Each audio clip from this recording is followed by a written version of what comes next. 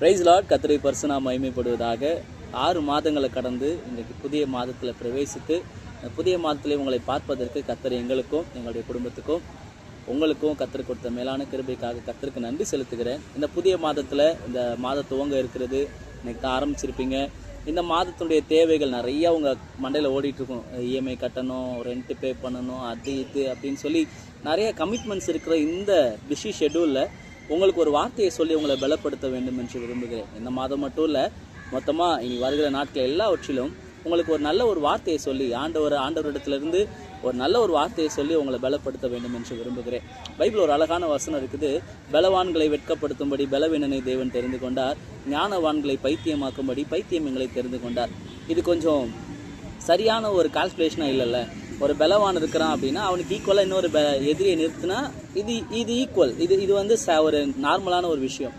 ஆனால் பலவீனமான ஒருத்தனை தூக்கிட்டு வந்து பலவானை வெட்கப்படுத்த வைக்கிறது அப்படின்னு சொன்னால் அது கொஞ்சம் முரண்பாடான ஒரு சுச்சுவேஷன் தானே தோணுது.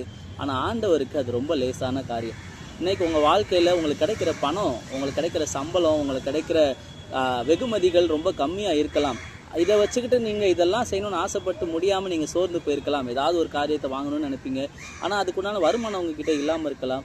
ஏதாவது ஒரு விஷயத்தை செய்யணும்னு நினைப்பீங்க, அதுக்குண்டான சாதகமான சூழல் உங்கள்கிட்ட இல்லாமல் இருக்கலாம். ஆனால் நாம் வணங்குகிற தேவனால் சகலத்தையும் செய்ய முடியும்.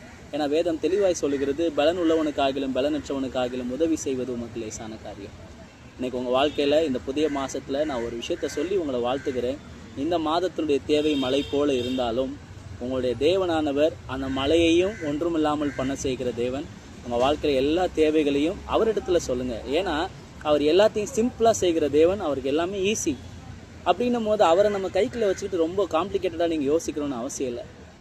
ஒரு பெரிய கடல் கொந்தளிச்சிட்டு இருக்குதா, பரவாயில்ல, கடல் மேலே நடக்கிறதுக்கு நான் ரெடி. 5000 பேர் சாப்பிட்ணுமா, 5000 பேர்த்துக்கு மேலானவங்க சாப்பிட்ணுமா, பரவாயில்ல, 5 அப்போ 2 மீனை கூட நான் பார்த்துக்கிறேன்.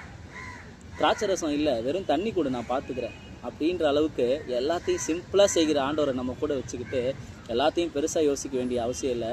எல்லாவற்றையும் சிம்பிளாக செய்கிறதுக்கு உங்கள் கூட அவர் வந்து உதவி செய்வார். நீங்கள் எதையும் போட்டு ப்ரெஷர் எடுத்துக்காதீங்க. இந்த மாதம் அப்படிப்பட்ட ஆசீர்வாதங்களால் கர்த்தர் உங்களை உயர்த்துவார், ஆசீர்வதிப்பார், பாதுகாத்து கொள்வார்.